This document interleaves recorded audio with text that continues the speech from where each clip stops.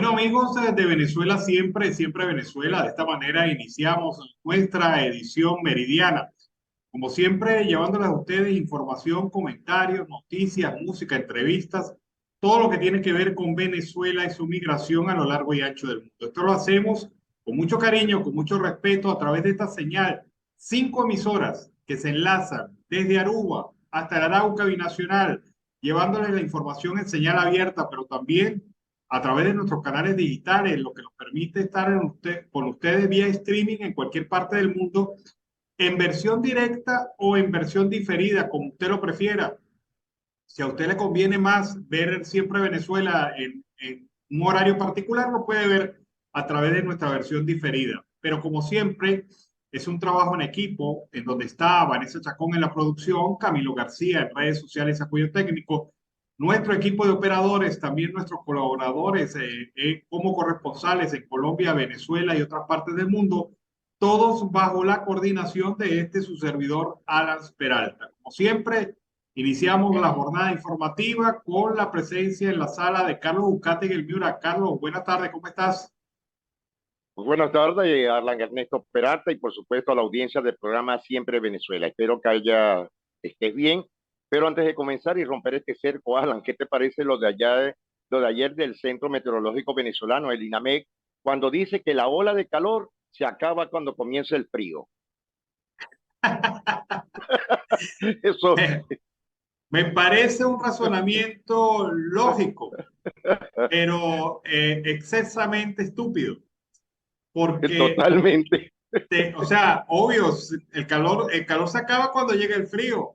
O sea, más allá de eso, pues no tengo otro criterio de análisis, pero ellos son los expertos. Y si esa fue la respuesta que consiguieron, pues habrá que seguir la línea de los expertos. No, Es no como queda de decir, otra. claro, es como decir, el matrimonio se acaba con el divorcio. Bueno, también esa es otra opción valedera, muy real, pero muy estúpida. Es una expresión carente de De sentido. lógica, Alan. No tiene lógica, pero es carente de un sentido práctico, porque no me están diciendo al fin y al cabo nada. En todo caso, Carlos, pues esa es la posición. Los venezolanos, como también los colombianos y otras partes del mundo, sufriendo esta ola de calor, precisamente porque estamos en el mes de mayo. Pero estaba yo leyendo un análisis que hacía un experto meteorológico que decía que esto no es solamente por el fenómeno del niño, tú sabes, el que regularmente nos visita, Sí, sino que esto también depende de vientos que provienen desde el Caribe latinoamericano y que están arrastrando las nubes y por lo tanto genera más exposición solar. Eso me parece una mejor explicación de que el calor se acaba cuando llegue el frío. eso no se me olvida, hermano. Bueno, muy clara la explicación. Carlos, lo que sí no está claro es algo que alertó la coordinadora nacional del movimiento ASI, Marcela Máspero, la dirigente sindical. Marcela Máspero, en una rueda de prensa en el estado Lara, soltó esta bomba. Dijo, hasta ahora, hasta el día de hoy, es decir, ayer 10 de mayo, no ha sido publicada en Gaceta Oficial de la República el decreto del incremento de los bonos señalado por Maduro el 1 de mayo. Es decir, jurídicamente esos bonos, esos incrementos de bonos no existen. Y esto implica que esto va en concordancia con la respuesta que dio el ministro del Trabajo en estos días, cuando se le preguntó lo de los bonos, si se empezarían a pagar a partir del 15, y él dijo, vamos a ver, vamos a ver si eso se puede, si el calor llega cuando salga el frío. Pero estas son las respuestas que dan estos funcionarios. ¡Qué barbaridad! Oye, yo lo que me asombro es que tenía tiempo que no escuchaba a este personaje, un personaje oscuro dentro del factor sindical, Marcela Máspero. Marcela fue una de las personas más atorrantes, como en los momentos cuando las normativas laborales y las clasificaciones federativas, Alan, eso hace unos 14, 15 años, se enfrentó a la oposición. Fue una de las autoras de hacer los desastres dentro de los sindicatos de base y siempre fue una ficha del propio Chávez. Y ahora veo que está como camuflando algunas ideas que tiene, pero lo que está diciendo tiene lógica y es una realidad. Mientras no firmen ese contrato, no lo coloquen en papel, que esté firmado, sellado, puesto en las televisoras del régimen, esto queda como simplemente un potecito de humo. Bueno, pero fíjate, o sea, a mí me parece grave que Claro, prácticamente 10 días después del anuncio presidencial de Maduro, del presidente de facto, esto no esté publicado en Gaceta. O sea, esto no se puede implementar hasta que esté publicado en Gaceta. Y por si no está supuesto. publicado en Gaceta, este bono no va para el 15. Recordemos No, que el para 15 es nada. el martes próximo. Si esto no está publicado en Gaceta, no va para el 15. O sea, hicieron el ofrecimiento del bono, pero como dijo Diosdado Cabello, no sé de dónde sacó Maduro la plata. De verdad, o sea, aquí más que lo que dicen, hay que interpretar los silencios chavistas. Fíjate que te estoy comentando una serie de acciones. Marcela Sí, Mapper denunciando que esto no está publicado en Gaceta. Silencio general en el gobierno, nadie dice, nadie supo. El ministro de Trabajo diciendo, a lo mejor pagan el 15 los incrementos de los bonos. Y Diosdado Cabello diciendo, por otro lado, yo no sé de dónde Maduro sacó esos bonos, porque plata no había. Así que se configura entonces un nuevo no, engaño al pueblo. es un nuevo engaño. Y faltó alguien, Alan, que es muy importante dentro del sector de ellos, de la comidita, de la pandillita, es que el presidente de la Central Bolivariana Socialista de Trabajadores de Venezuela, que por cierto, siempre lo voy a decir, no existe, no está plasmada ante el Ministerio del Trabajo, Will Rangel haya versado algún momento un punto a favor del obrero, del empleado en Venezuela. Es decir, esto es como lo estamos indicando, lo estás diciendo, esto es un pote de humo, esto es una mentira más, Alan.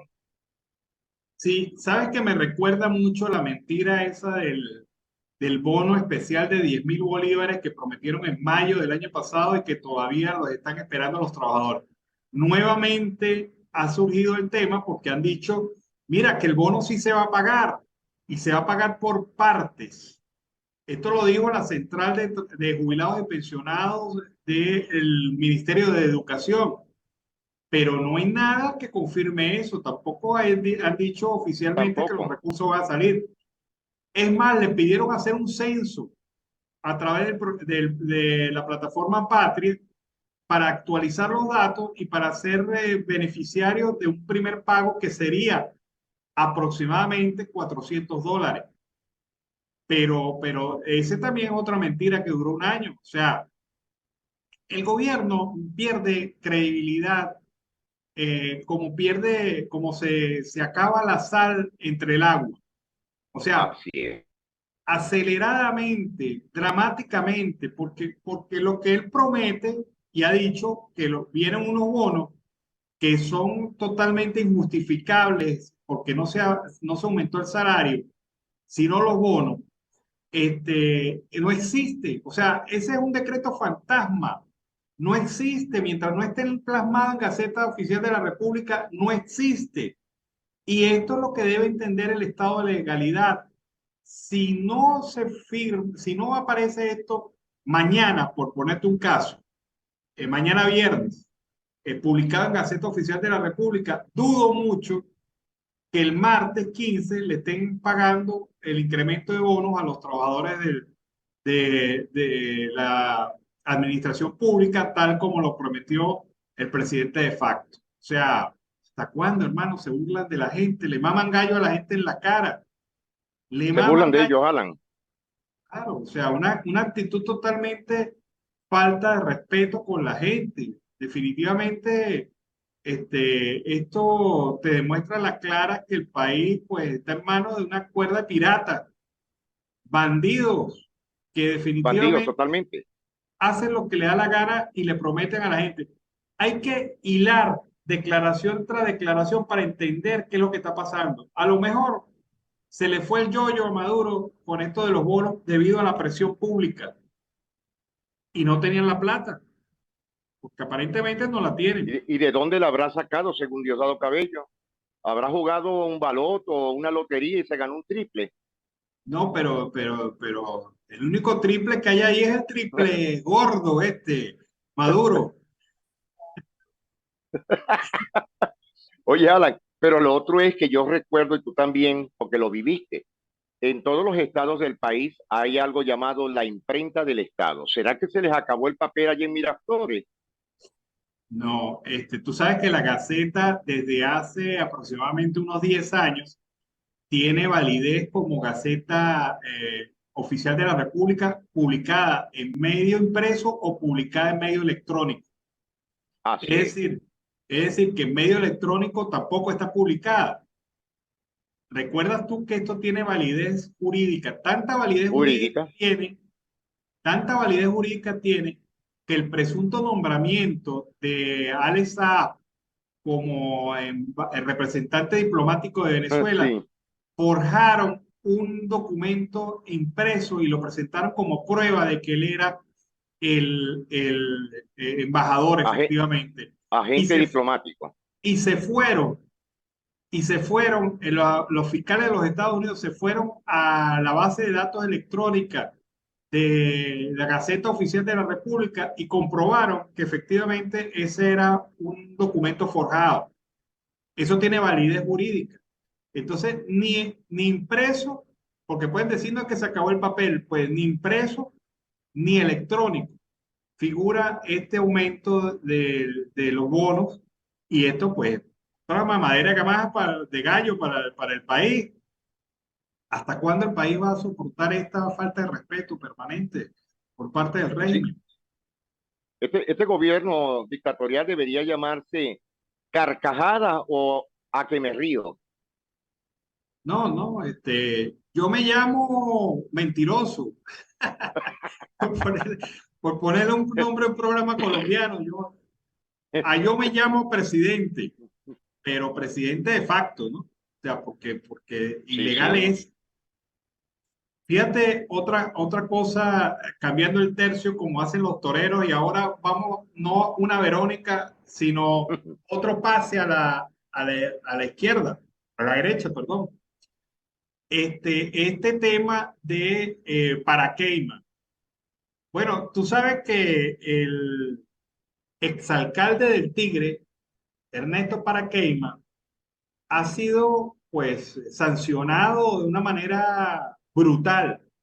Todo el Totalmente. poder del Estado, todo el poder del Estado se ha puesto para aplastarlo.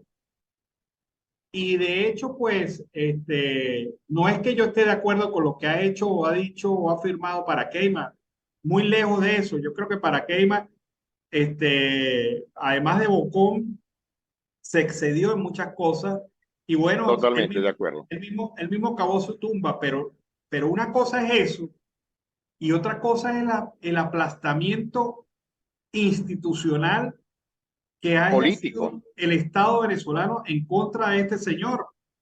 Una cosa de verdad deplorable. Yo estoy, Jurídicamente es una aberración, Alan. claro, claro, mira, vamos a analizarlo por partes.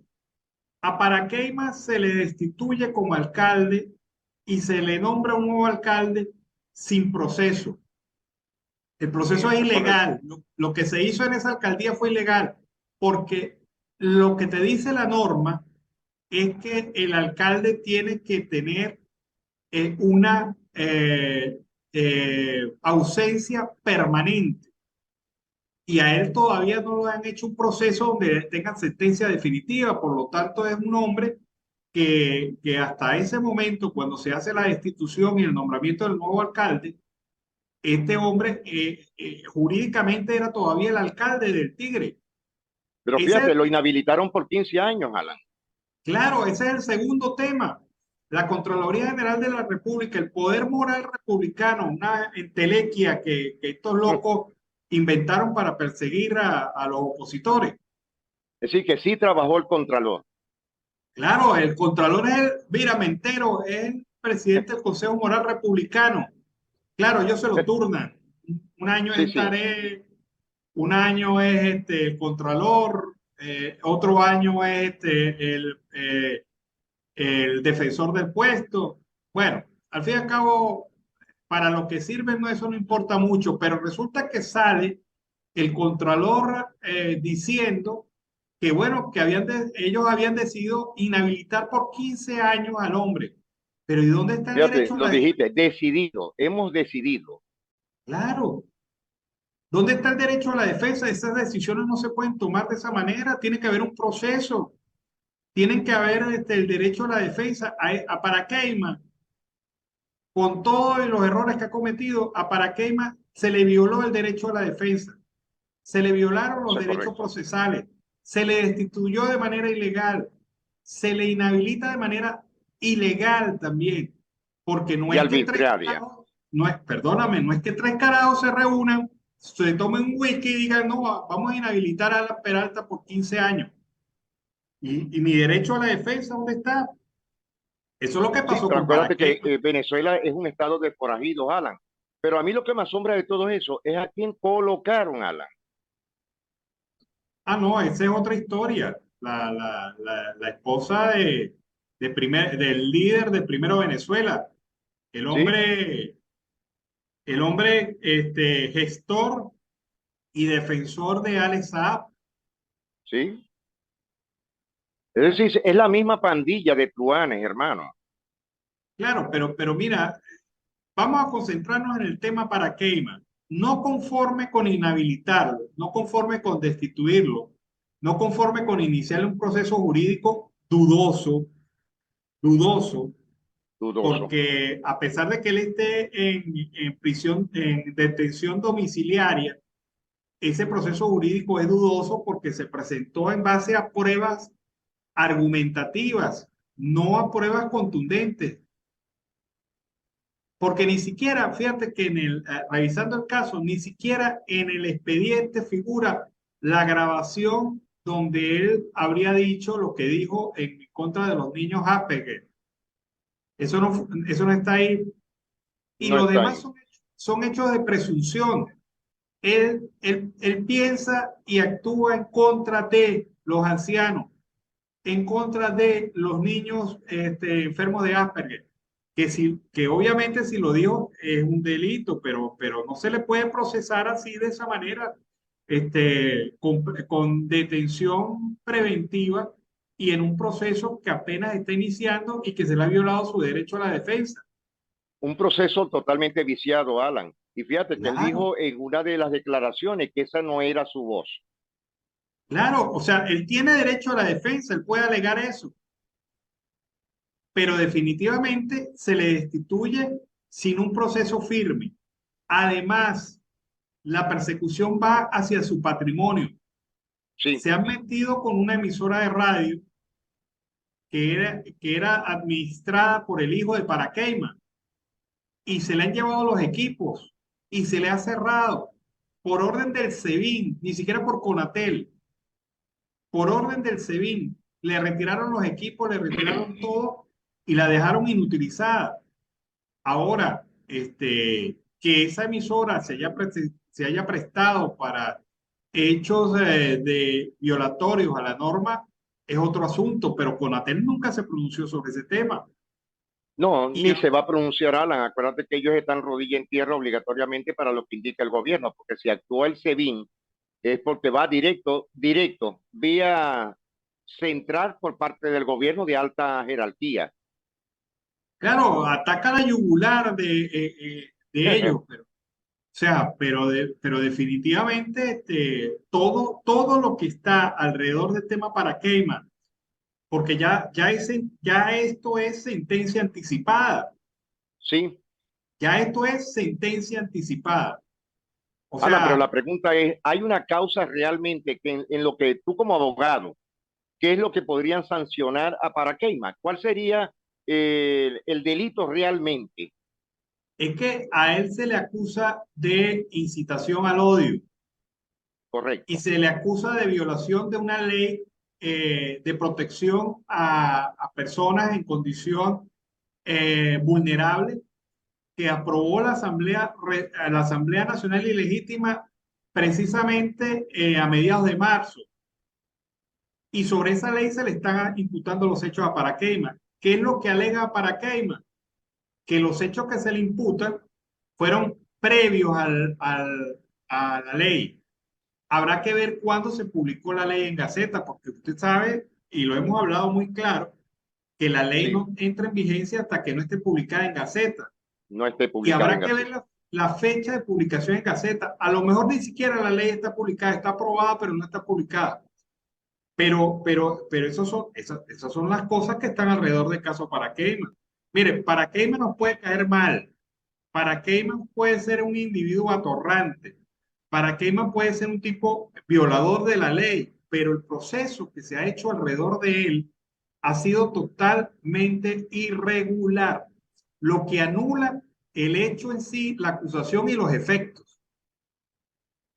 ¿Por qué? Oye, Porque pero eso es bastante delicado, Alan, ¿no? Por eso es que yo siempre te lo comento y lo vuelvo a referir. Alan, yo me imagino a a unos verdaderos magistrados dentro del punto de la defensa, en este momento a Paraqueima, o de los hechos irregulares que se han venido presentando en Venezuela década tras década, porque ya se puede hablar de 20 y pico de años. Es decir, en Venezuela no hay un Estado con una seguridad jurídica en ningún aspecto. claro que no lo hay. Es que cuando, esto es una clara y contundente demostración de que cuando el Estado venezolano se pone en función de aplastar al ciudadano, lo hace cuando le dé la gana. Lo hace cuando le dé la gana. Y para Keima es un solo caso, pero hay miles de casos de Miles de venezolanos casos. del Estado se ha puesto un concierto para delinquir, para aplastar a los ciudadanos. Entonces se ponen de acuerdo las instituciones. Hay, no hay respuesta a los actos administrativos, no hay respuesta a las solicitudes, se niegan posiciones y derechos. Es decir, es el Estado puesto en función a destruir a un ciudadano. Y mira, lo más contradictorio de todo esto, lo más increíble de todo esto, es que Paraqueima puede presentar su caso ante la Comisión Interamericana de Derechos Humanos y lo Por gana, supuesto. y lo Sí, sí lo gana. gana automáticamente. O sea, podrán pasar aprobado por la Comisión Interamericana de Derechos Humanos a la Corte Interamericana de Derechos Humanos y podrá llevarse sus 3, 4, 5 años. Pero Paraqueima gana. O sea, el Estado a una persona que ha cometido un delito le ha puesto en sus manos la posibilidad de que le gane una demanda al Estado venezolano, porque ha sido tan violatorio el proceso, tan absurdamente violatorio el proceso, que en definitiva puedes tener la mejor intención del mundo de sancionar a una persona que ha cometido indudablemente algún tipo de delito, pero al hacerlo de esta manera, le has dado la puerta de salida y le has dado la posibilidad de que esa persona sea reivindicada en sus derechos en algún momento porque se violó este derecho a la defensa, el derecho al proceso justo, el derecho a contravenir las posiciones de la Fiscalía y de otros órganos del Estado. Nada más una inhabilitación es un hecho tan absurdo que en definitiva marca a Paraqueima como una víctima del Estado venezolano. ¿Ves cómo son las cosas? Esto es increíble. Sí. Esto Ahora, amerita mucho análisis.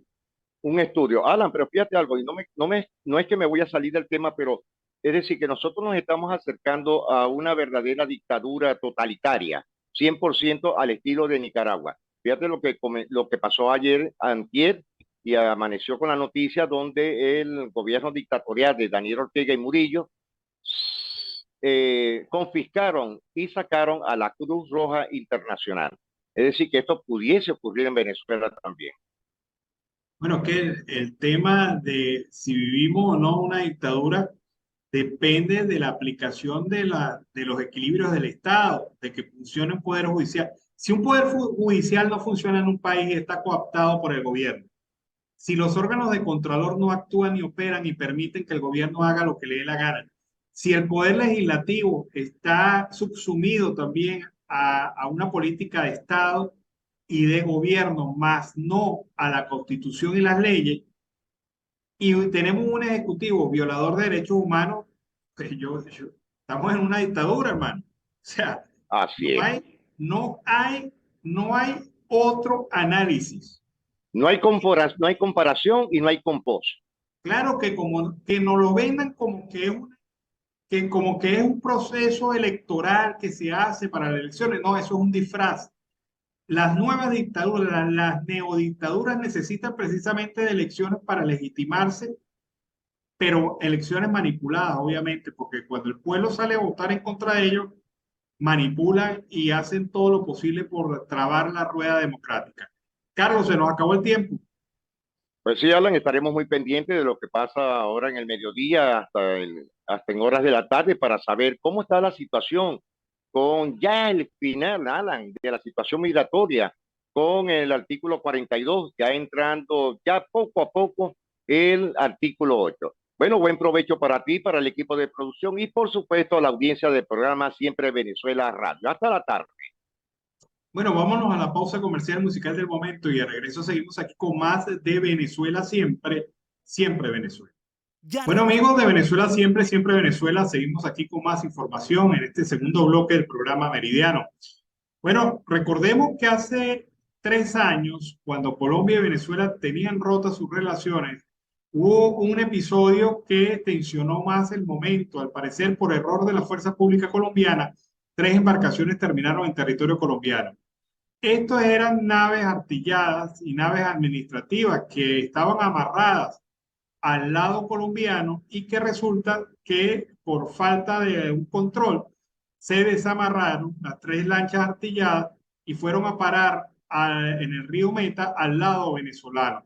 Cuando el centinela encargado de la seguridad de los botes se percató, por efecto de la fuerte corriente, las embarcaciones fueron arrastradas y habían llegado al territorio venezolano. Colombia reclamó esto de manera inmediata, pero el gobierno venezolano en ese momento nunca dio respuesta hasta el día de hoy, cuando se anuncia la entrega por parte de Venezuela de estos botes artillados, 2 botes Boston Whaler artillados con ametralladoras M60 y calibre 50, diseñados para persecuciones en río, y un bote administrativo fluvial por los cuales Venezuela, repito, nunca había dado razón. Según el diario El Tiempo, se tiene previsto hoy un acto protocolario en el que Venezuela, a través de la Armada, hará entrega oficial a sus homólogos colombianos de las 3 embarcaciones. El evento se desarrollará en Puerto Carreño y asistirá a la cúpula de las fuerzas militares. Paralelo a ello, el ministro de la Defensa, Iván Velázquez, se va a reunir con el Vladimir Padrino López en Venezuela para sellar la devolución de las embarcaciones. El evento de devolver a las 3 embarcaciones a la fuerza de la Armada Nacional se toma como una muestra del buen momento en las cuales viven las relaciones entre ambos países. De acuerdo a fuentes consultadas, se van a tratar temas relacionados con la seguridad en la zona de frontera frente al tráfico de drogas y otras situaciones. Yo creo que debería tratarse también el tema de la explotación de coltán que está haciendo grupos irregulares colombianos en territorio venezolano, en el estado de Amazonas, precisamente. Esa presencia irregular es pública, notoria, comunicacional, ha sido denunciada. La Fuerza Armada Nacional Venezolana sabe del tema, pero ojalá en estas conversaciones se trate de este tema y se trate no solamente del tema, sino cómo erradicar estos focos de explotación ilegal en nuestro territorio que están afectando a nuestra población indígena, puesto que sufre de desplazamiento, persecución y hostigamiento por parte de los grupos irregulares de carácter y de origen colombiano. Vamos a escuchar en este momento el reporte de Rixe Navarro desde la costa oriental del lago. Gracias por el pase, iniciando este recorrido informativo desde la costa oriental del lago Estado Zulia, Venezuela. Para nuestros amigos de Siempre Venezuela, y hoy vamos a tocar el tópico de salud. Estaremos hablando con uno de los médicos expertos en la costa oriental del lago, muy reconocido, el doctor Gustavo Pérez, sobre todo ante la calidad humana que ha tenido el doctor en los que fueron los casos COVID. Sin embargo, hoy en día preocupa el panorama en la costa oriental del lago Estado Zulia, Colombia, Venezuela, por esta ola de calor que se ha presentado. Estaremos conversando hoy con el doctor Gustavo para que nos hable sobre este panorama de cuadros virales que se están presentando y esta ola de calor que al parecer se presume que puede durar hasta el mes de julio. Doctor, sea bienvenido a su programa Siempre Venezuela. Muchísimas gracias por la invitación. Bueno, Rixia, como lo estabas comentando, esta ola de calor que está azotando al país ha traído una gran influencia y gran aumento con lo que se relaciona a los problemas respiratorios, sobre todo porque hay un brote normal que corresponde epidemiológicamente al proceso de rinovirus como de otros procesos virales. Estos vienen, normalmente ellos a nivel de epidemiología corresponde ese brote en esta fecha, pero se han propiciado o se han aumentado los casos por la ola de calor. También se ha generado por el impacto de las lluvias que se han introducido en estos días. Y también tenemos que considerar que el hecho de que esto genera humedad puede hacer mayor susceptibilidad a nivel pulmonar para que el paciente pueda tener estas infecciones respiratorias. No solamente estos virus que competen, sino que recordemos que aún hay variantes de COVID en el país y estos pueden estar mutándose y pueden generar también estos cuadros respiratorios, causando síntomas como tos, fiebre, malestar general, dolor de garganta, dolor en los huesos y en las articulaciones, que pueden mejorar en unas 72 horas, pero también pueden agravarse con cuadros de neumonía si no son tratados a tiempo. Ahora, doctor, hay personas que se automedican en esta situación que se está viviendo y también un factor de los cortes eléctricos está afectando esta situación. ¿Cuál es la recomendación? Y vamos a hablar de estadísticas. ¿Usted tiene un conocimiento de estadísticas en el municipio de Lagunillas o Costa Oriental del Lago sobre estos casos respiratorios? Estadísticamente en el municipio no, porque solo lleva el ente de epidemiología. Son mis estadísticas a mi nivel de consulta, donde podemos decir que 7 de cada 10 pacientes acuden con procesos respiratorios. ¿Ok? Esta ola de calor, como lo dices, asociado a este proceso de los apagones, genera estos cuadros de humedad, de cuadros respiratorios, porque el pulmón se inflama, por así decirlo, hablando coloquialmente, y puede generar los síntomas antes mencionados. Lo otro que también se genera, Rixia, es lo que me preguntaste acerca de los cortes eléctricos que ocasionan también estos problemas respiratorios. Sí, y también la automedicación que conversamos, y disculpa, que el deber ser es que todo paciente con síntomas respiratorios debe tomar analgésicos y antipiréticos, como conocemos el acetaminofén principalmente, y tomar una ingesta abundante de líquidos, sopas, jugos, comer frutas, pero ya en un cuadro de 72 horas o mayor al mismo, si no hay mejoría de los síntomas, debe de acudir a un centro hospitalario para que sea atendido y pueda recibir el tratamiento oportuno. En el caso de los niños que también se está presentando, ¿sería la misma recomendación, doctor? No, los niños sí en 24 horas del cuadro respiratorio deben acudir inmediatamente a un área de emergencia o a su pediatra de confianza para que sea evaluado, ya que ellos tienen un cuadro de resolución un poco más tardío y eso conlleva a mayores complicaciones respiratorias. Ahora, doctor, en el caso de las personas de la tercera edad, personas mayores que son hipertensas y se han visto como afectados, esta situación también hasta dónde es el grado sobre todo de cuidado para estas personas. Los abuelitos siempre deben de tener un cuidado mayor, ¿ok? Recuérdate que ellos no solamente tienen una edad avanzada, sino que tienen muchas comorbilidades como son hipertensión, diabetes, problemas renales, y eso los hacen que sean inmunosuprimidos. Al ser un paciente inmunosuprimido tiene un porcentaje mayor de complicación y de adquirir cualquier proceso infeccioso. Entonces ellos sí inmediatamente deben acudir a un centro hospitalario para que sean evaluados. Recomendaciones, doctor, y sobre todo que estamos a nivel internacional. En el país Costa Oriental del Lago, este clima está afectando. Muchas personas en el exterior también se ven afectadas por esta misma situación. Recomendaciones que usted envía a los que estamos aquí en Venezuela, en la Costa Oriental del Lago, y sobre todo esas sugerencias a las personas. Las principales recomendaciones, a pesar de que ya la Organización Mundial de la Salud catalogó que el COVID ya no era un problema de salud pública como tal, igual el uso del tapaboca es importante, lo que es el lavado de manos, ¿ok? El abundante consumo de líquidos es importante y evitar la automedicación, porque ahí es donde vienen las complicaciones. Deben de acudir a su médico de confianza para que reciban el tratamiento oportuno y tengan un cuadro resolutivo lo más pronto posible. Así es, bueno, esta fue la entrevista que tuvimos con el doctor Pérez, médico especialista en estas áreas y sobre todo reconocido en la costa oriental del lago. Este es el trabajo que entregamos en el día de hoy para nuestros amigos de Siempre Venezuela, reportó Rixia Navarro. Amigos de Venezuela, siempre Venezuela, seguimos aquí con más información. La página, el portal informativo de la BBC News Mundo publica hoy un artículo importante sobre una entrevista que se realizó al venezolano Ender Mata García, uno de los sobrevivientes del atropello que se vivió en Roswell, en el estado de Texas, el pasado domingo. A 4 días del atropello, su estado de salud es crítico. El joven de 23 años se encuentra en la unidad de cuidados intensivos del Hospital Bailey Regional Medical Center de Roswell, y su familia en Venezuela está tratando de obtener una visa humanitaria para viajar a Estados Unidos a cuidar de él.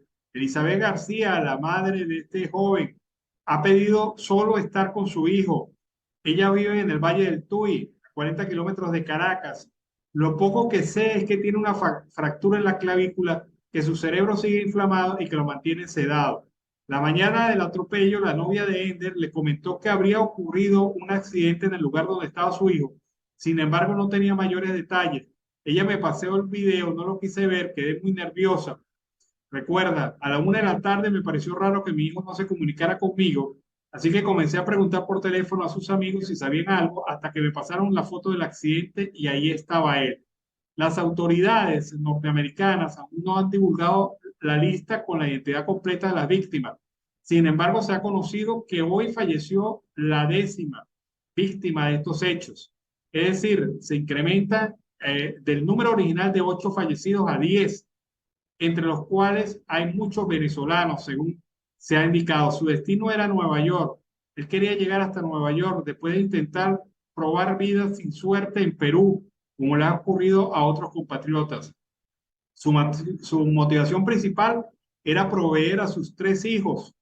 Entonces se inició la venta de arroz y pasta por bulto en un mercado en Katia, con su amigo Andrei Contreras, que también se encuentra entre los heridos en Roswell. Ambos intentaron levantar el comercio, pero desistieron entre la guerra que había por vendedores y colectivos de la zona.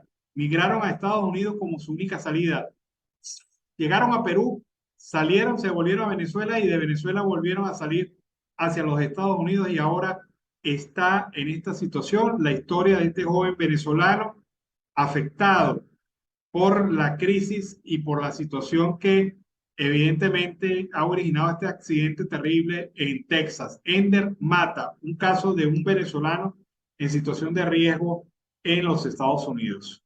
Vamos a escuchar ahora el reporte de nuestro colega, el periodista Alberto González, quien nos trae hoy sus espuelazos con mayor información desde el centro occidente de Venezuela. Este es un boletín de noticias preparado para el programa Venezuela Siempre Venezuela Radio, conducido por Alan Peralta y Carlos Uzcategui. Titulares: el PSV tiene en la mira listos para destituir a 3 alcaldes del estado Táchira: Jackson Carrillo del municipio Junín, Salvador Pérez de San Judas Tadeo y Cliver Becerra del municipio Capacho Viejo. Los acusan de irregularidades administrativas y control de gastos y fondos públicos no admitidos. Las denuncias de William Camacho, diputado a la Asamblea Nacional por el PSV del estado Táchira. Steve Hanke, un asesor de alcance mundial, será el asesor de Roberto Enríquez, candidato de COPEI del Partido Social Cristiano, para acabar con la pesadilla económica de Venezuela, dijo COPEI. Van 10 venezolanos muertos, acaban de identificar el 10º, Cristian Sangronis, Uno de ellos, 19 años, Engelbert Cabarcas, de 23 años, procedente de un barrio de Maracaibo, integración comunal. Brian García, de Maracaibo, 24 años. Héctor Medina, de La Velita, Estado Falcón, de 24 años. Richard Bustamante, de 27 años, de Guanare. Y Jorge Flores, de 34 años, de Punto Fijo. George Álvarez, el mexicano, enfrenta cargos por homicidio y 10 por asalto agravado. La migración por la crisis económica asolaron a las universidades de Venezuela. Las universidades en Venezuela sin estudiantes y sin profesores. Falla eléctrica apagó la refinería El Palito, produce 146,000 barriles diarios de gasolina. Francisco Palmieri, embajador encargado de Estados Unidos en Colombia, asume la embajada de Estados Unidos en Venezuela. En Florida, Ron DeSantis, el gobernador de Florida, quien no tenga papeles no podrá trabajar en la Florida. Freddy Superlano, para Maduro será peor si no deja participar al ganador de las primarias, lo dice Freddy Superlano, gobernador del estado Barinas. La agencia de finanzas Reuters, Chevron aumenta la producción petrolera en Venezuela, pero no para ayudar a Maduro, sino para cobrar sus deudas. Todavía le faltan 500 millones de deudas por cobrar a Chevron. Diosdado Cabello, Rusia le pasará por encima al orgullo guerrerista de Estados Unidos y de Europa. También dijo Diosdado, los cobres congelados de Venezuela en Estados Unidos no se los entregarán a la plataforma unitaria, sino que se los entregarán a Capriles, sembrando cizaña por Diosdado. Y la delegación de Chile que vino a Venezuela le dice al gobierno de Venezuela, ustedes, el gobierno de Venezuela, deberían pagar otros aviones, más aviones para devolver migrantes venezolanos que no queremos tener en Chile. Fue un boletín de noticias preparado desde Venezuela por el periodista Alberto González, CNP 7939, para el programa Venezuela, Siempre Venezuela Radio, conducido por Alan Peralta y Carlos Uzcategui. Adelante, estudios. Bueno, y sigue el tema salarial afectando y destruyéndose en el país. Para José Guerra, esta destrucción del salario sigue en Venezuela. La destrucción de los salarios en Venezuela no tiene precedentes. Estamos ante la mayor caída del poder adquisitivo de los trabajadores venezolanos desde que se conocen las estadísticas en Venezuela. Esto es una política de Estado que ha dirigido Maduro de acabar con el salario, en primer lugar porque generó la hiperinflación del 2017 al 2021 y posteriormente por este programa de ajuste brutal que ha aplicado en la economía venezolana. Ahora, hemos argumentado que si hay como pagar un salario razonable, entre 100 y 150 dólares mensuales, y Maduro no lo hace porque está escondiendo los números, y la idea es, para Maduro, fortalecer la caja para decretar el aumento salarial en pleno ciclo electoral que arrancaría el año 2024. Esta es la única explicación racional al hecho de por qué no se aumentó el salario mínimo en Venezuela. Bueno, amigos de Venezuela, siempre Venezuela, seguimos aquí con más información. La organización Acceso a la Justicia, ONG, ha advertido que 11 días han pasado desde que el gobernante de facto, Nicolás Maduro, anunció el ajuste de los bonos de alimentación y de guerra económica. Pero lo cierto del caso es que estos ajustes no han sido publicados aún en Gaceta Oficial. El retraso ha generado incertidumbre entre los supuestos beneficiarios y hasta en las empresas, debido a que ya se acerca la quincena de pago a los trabajadores, pero la medida que establece el aumento del llamado cestatique, por ejemplo, sigue sin oficializarse. El 1 de mayo el Ejecutivo no aumentó el salario mínimo, pero sí anunció el aumento de cestatique más un bono de guerra económica. Esto no se ha publicado en ningún decreto en la Gaceta Oficial. Esto no tiene vigencia. Es necesario que se dé a conocer tal decreto presidencial para, entre otras cosas, informar a los venezolanos cómo será abordada la indexación de los conceptos, cosa que aún es un misterio, dice la cuenta Acceso a la Justicia. Recientemente, el coordinador general de la Central Bolivariana Socialista de Trabajadores, Carlos López, manifestó que se está tratando de pagar el aumento de los bonos prometidos el Día del Trabajador el lunes 15, es decir, tanto el de alimentación como el de guerra económica, que suman 70 dólares indexados a los trabajadores, así como también a los jubilados y pensionados. Los trabajadores venezolanos se quedaron en la espera de un incremento del salario mínimo. Le aumentaron los bonos, pero estos bonos aún no han sido publicados en Gaceta, y esto significa que no tienen ninguna validez. y por lo tanto al no tener validez es mentira lo que ofreció el gobierno.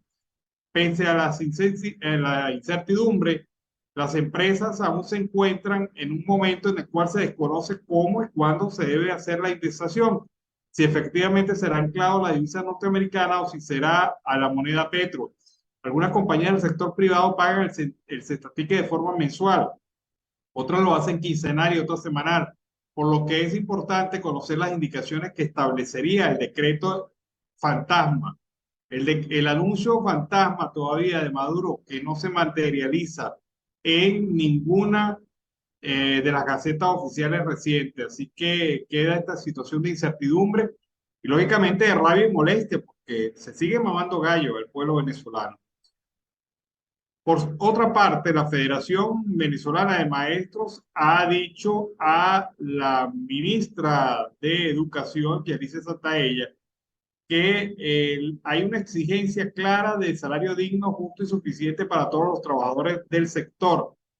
Carmen Teresa Márquez, presidente de la Federación Venezolana de Maestros, señaló que fue sorpresiva y decepcionante la decisión del gobernante de facto, Nicolás Maduro, de no aumentar el salario mínimo el pasado 1 de mayo y aseguró que el ajuste salarial era ampliamente esperado por los trabajadores del sector educativo.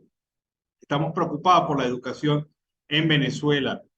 La presidenta de la Federación Venezolana de Maestros fue enfática al decir que los maestros no rechazan la política de bonos empleada por el gobierno venezolano siempre y cuando esto sea un complemento suficiente para el salario de los trabajadores del sector educativo en el país. La federación destacó que no se esconde del diálogo y es por ello que ha pedido la reactivación de las mesas de negociación con el Ministerio de Educación para llegar a acuerdos. Apostamos al diálogo, queremos diálogo con el gobierno, no nos hemos parado de la mesa. Tuvimos una reunión con la ministra y se le exigió el pago de las deudas pendientes. Márquez afirmó que los trabajadores del sector están listos para seguir en la calle y que los déficits relacionados con el sector de educación deben ser resueltos por el gobierno nacional. Incertidumbre, dudas, mentiras, mentiras a medias. Esto es lo que nos trae el gobierno de facto en materia salarial. Vamos a escuchar este reporte. La Corte Penal Internacional continúa la investigación sobre Venezuela. Las informaciones del gobierno han pretendido desmentir esto, luego que se diera a conocer que centenares de víctimas buscan justicia internacional. Las ONG y periodistas especializados aclaran las informaciones gracias a un trabajo preparado por la organización Caleidoscopio Humano. Vamos a verlo.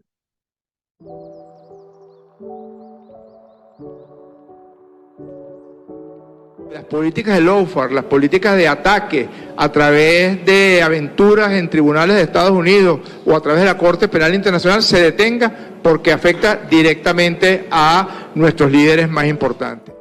Las violaciones de los derechos humanos en Venezuela, por sistemáticas y generalizadas que han sido, hacen que la investigación de la Corte Penal Internacional continúe. Es absolutamente inviable que el testimonio de las víctimas de represión y persecución política en Venezuela sea conocido por su propia seguridad. Tampoco es posible, de forma alguna, que en la justicia se negocie. La Corte Penal Internacional no ha negado la ocurrencia de crímenes de lesa humanidad en nuestro país. Lo que ha hecho es proteger a las víctimas que opinaron a favor de que la investigación continúe. 1. La CPI es un órgano independiente que se encarga de investigar crímenes de genocidio, guerra, agresión y lesa humanidad. 2. El Estado venezolano no ha podido mostrar avances significativos sobre la investigación, la reparación a las víctimas o la judicialización a las cadenas de mando. 3. Los crímenes de lesa humanidad no prescriben. Desestimar el proceso dejaría vulnerable a todo un país.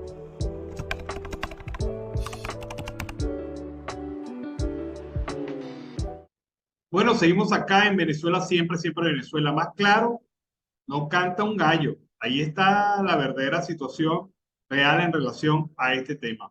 Bueno, amigos de Venezuela, siempre Venezuela, seguimos aquí con más información. El fundador y dirigente de Voluntad Popular, Leopoldo López, tachó de iluso pensar que una elección normal es una vía para el cambio del país y reiteró que está claro que el mandatario de facto venezolano Nicolás Maduro está al frente de una organización criminal. Sería una tontería mirar a Venezuela y a la perspectiva de cambio en Venezuela a través de la lente de una elección normal. No va a haber una elección libre y justa, pero es una oportunidad para reorganizar y movilizar los sectores democráticos de Venezuela, sostuvo López durante una conversación en el Centro de Pensamiento Hudson en Washington sobre la lucha por la democracia en Venezuela. Su partido Voluntad Popular recientemente anunció la precandidatura del exdiputado Freddy Superlano en sustitución al exiliado Juan Guaidó a las primarias opositoras previstas para el 22 de octubre y donde la plataforma unitaria espera recoger un candidato único que los represente en las elecciones presidenciales de 2024. Para mí, es importante inyectar esperanza a la población venezolana sobre la perspectiva de cambio, recalcó López, al tiempo que dejó claro que la batalla por la democracia en Venezuela no debería caer solo en los venezolanos, sino también en aquellos que crean realmente la libertad como valor universal. El político venezolano lanzó en noviembre pasado el Congreso Mundial por la Libertad, con el objetivo de aglutinar activistas y movimientos de más de 40 países e impulsar una agenda que fortalezca la lucha por la democracia en varios países. Además, Leopoldo López dijo que está muy claro que Maduro es el jefe de una organización criminal y no exagero cuando lo digo. Para el dirigente de Voluntad Popular, el gobierno venezolano es una organización criminal con vínculos con el ejército y actores externos del cártel de Sinaloa y apoyada por principales adversarios de los Estados Unidos como Cuba, Rusia, Irán o China. Es la posición de Leopoldo López sobre el tema electoral. Y ya que tocamos el tema electoral, el politólogo Jesús Castellano, experto en procesos electorales, considera que la Comisión Nacional de Primarias se decantó por la opción más viable para garantizar el voto de los venezolanos en el exterior. El mecanismo propuesto es un registro telemático que permitirá actualizar los datos de quienes estén inscritos en el registro electoral, lo que garantiza mayor transparencia, pero excluye a 2 millones de potenciales votantes. El integrante de la Comisión Nacional de Primarias, politólogo Ismael Pérez Virgil, argumenta con que, por qué llegaron a esta decisión. Sabemos que el registro electoral tiene fallas, deficiencias, errores, que no está actualizado, sobre todo en el exterior, pero es la única base de datos pública que puede ser verificada y consultada. Es la única base de datos a la que tienen acceso todos los venezolanos, los partidos políticos, las ONG, los candidatos, los electores, etc. Otra base de datos que no sea pública ni de libre acceso de utilizarse podría ser objeto de impugnaciones por cualquier elector. Castellano destaca este componente de transparencia y la variable tiempo que juega en contra de la democracia. Dentro de los diferentes escenarios surge esta posibilidad que creo que es la más factible para tener una base de datos medianamente confiable y además los tiempos que se tienen es lo más idóneo. En su opinión, a partir de esta base de datos predefinida, que es el registro electoral, es un paso adelante, te da más control sobre el proceso y los tiempos pueden ser menores para el montaje del padrón. Si bien Castellano considera que es una decisión acertada, también destaca la exclusión de migrantes venezolanos, especialmente los más jóvenes. Por supuesto, está dejando por fuera una cantidad de venezolanos que tienen el derecho a participar, pero en estas condiciones desafortunadamente era lo más óptimo, afirma. Así que se discute cómo pueden participar los jóvenes que no estaban inscritos en el registro electoral antes de salir a migrar y que cumplieron con la edad prevista en la Constitución y las leyes para ejercer su derecho al voto, pero pareciera que no hay posibilidad de hacerlo. Vamos a ver qué sucede en este caso. Veamos también, por otra parte, la posición de la abogada Ana Leonora Costa, que ha pedido un trato igualitario a todos los presos políticos de Venezuela. La mayoría de ellos presentan un cuadro de salud delicado, afirmó. Escuchemos. Solicitó una medida de arresto domiciliario para el alcalde Ernesto Paraqueima. Queremos llamar la atención tanto del Ministerio Público como de la comunidad nacional e internacional sobre la situación de los presos políticos venezolanos. La mayoría de estas personas presenta un cuadro de salud delicado. Muchos de ellos consecuencias de enfermedades preexistentes o que han desarrollado durante su detención o que son secuelas del momento en el que fueron detenidos, desaparecidos y torturados. En este sentido, queremos pedir un trato igualitario, que se haga justicia y que se otorguen medidas cautelares a estas personas que están detenidas por razones políticas y deberían estar en libertad? Bueno, es la posición de esta abogada sobre el tema de los presos políticos en Venezuela. ¿Para Keima tuvo casa por cárcel? ¿Por qué no algunos de estos que están en grave condición de salud? El gobernador del estado de Texas, el republicano Greg Abbott, aseguró hoy que ha enviado más de 17,000 migrantes a Washington, Chicago, Nueva York y Filadelfia, todas ciudades gobernadas por demócratas, como parte de una campaña de presión migratoria que arrancó el año pasado.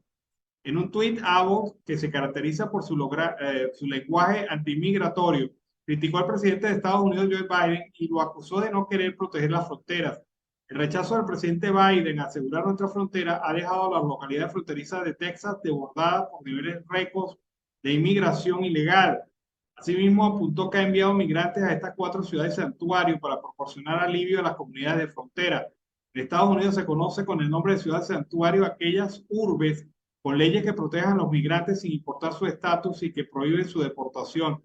Según Abbott, han sido enviadas 9,200 personas a Washington, capital, 5,700 a Nueva York, 1,600 a Chicago y 925 a Filadelfia.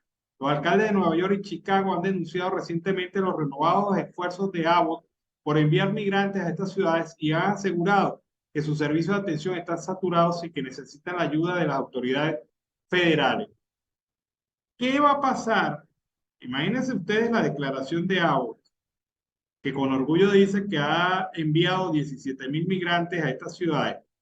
¿Qué va a pasar mañana cuando ya el título 42 esté sustituido por el título 8? Abbott, muy seguramente ante el desbordamiento que tienen las ciudades fronterizas tejanas, va a aplicar nuevamente la política de tránsito y de envío de estos migrantes irregulares hacia estas ciudades, porque ese es el mecanismo de presión que ellos han encontrado. Y obviamente con lo que está ocurriendo en el estado de la Florida, se prevé que muchos migrantes en características irregulares o en procesos de asilo busquen alivio a estas sanciones en otros estados de la Unión, corriendo la arruga, corriendo la presión, corriendo la situación hacia otros estados y ciudades norteamericanas.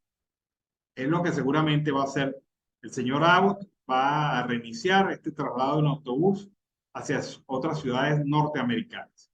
Bueno, y para María Corina Machado, estamos en los días que la Comisión Nacional de Primarias debe definir los términos del proceso. Afirma que su llamado es serio y firme a que esta ruta que hemos escogido los venezolanos no pueda ser cerrada por el interés del gobierno de facto. Veamos. El mecanismo que ha escogido la sociedad venezolana, la gente que no se cala más ni que la cúpula de los partidos, ni que los testaferros llenos de real, ni que el régimen, ni que nadie de afuera nos venga a imponer a los venezolanos quién es el liderazgo y para dónde queremos que esta lucha vaya. Y eso es precisamente la fuerza de las primarias. Estamos a días a que la Comisión Nacional de Primarias defina los términos que van a tener esta gran oportunidad, y nuestro llamado serio y firme es a que esta ruta que han escogido los venezolanos no se les ocurra cerrarla. No se les ocurra cerrarla a nadie, porque los venezolanos no vamos a aceptar que en este momento que nos jugamos la vida, que el 2024 para muchos es una última oportunidad de tener sus familias unidas, pues vayan a desconocer lo que la gente quiere. Y la gente quiere elegir y decidir, no que nos impongan. Pero hay un punto fundamental que tengo que resaltar y que ante la decisión que en las próximas horas va a adoptar la Comisión de Primarias, Venezuela grita. Y la pregunta es, ¿quién cuenta los votos? ¿Quién cuenta nuestros votos? ¿Y qué le contestamos los venezolanos? Nosotros, los ciudadanos.